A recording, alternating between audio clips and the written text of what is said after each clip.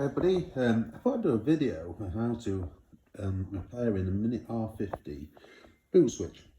This was mine. The symptoms were basically the locking mechanism wasn't working. I went through various processes to eliminate everything else, and I just found that this was the issue. I thought I'd share this video because on the early ones there doesn't seem to be any how-to videos, and the parts themselves are about £70 for the whole unit. I managed to get a replacement of this for £4.99. Could probably get it for less, but yeah, that was the thing.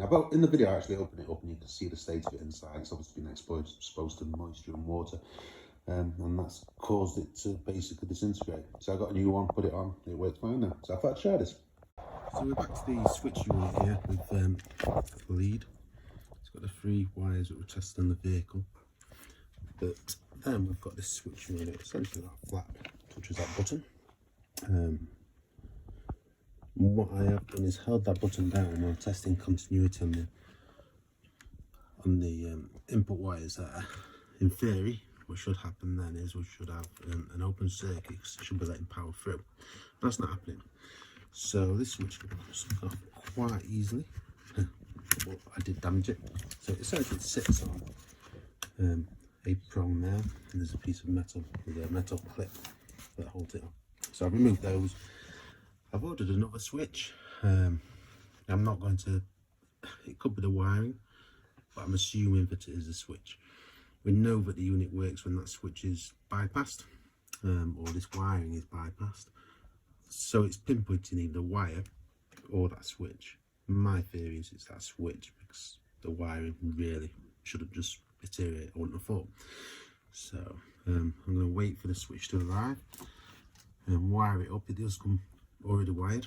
Wire it up and I'll check it and see if it works. Then I'll share a video of it. I'm going to wait a few days. It's New Year's Eve today, bank holiday is going to be next weekend before I can even get cracking on this. So I can open the boot now because I bypassed this switch, so I can actually open it. So yeah, I'll feed back when that switch arrives. So there we go.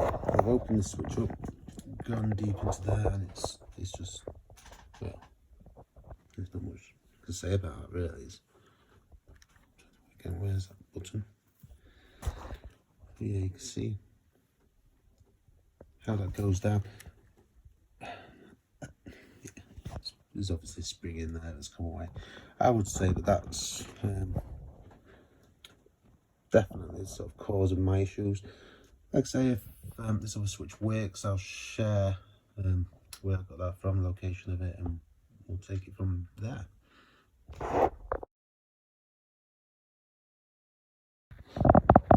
Right, it's arrived. So back to the project.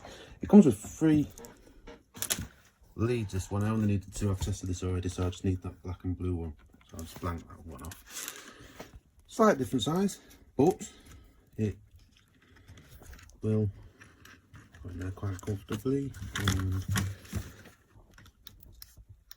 yep, that works. So I'm going to cut this off. No, it's identical, not much difference. It is a waterproof one. That was £4.99. If you have a decent electric stove, you'll probably get them for less than that. So yeah, I'm going to cut these off, solder it up there, probably somewhere around here, then I'll put some heat.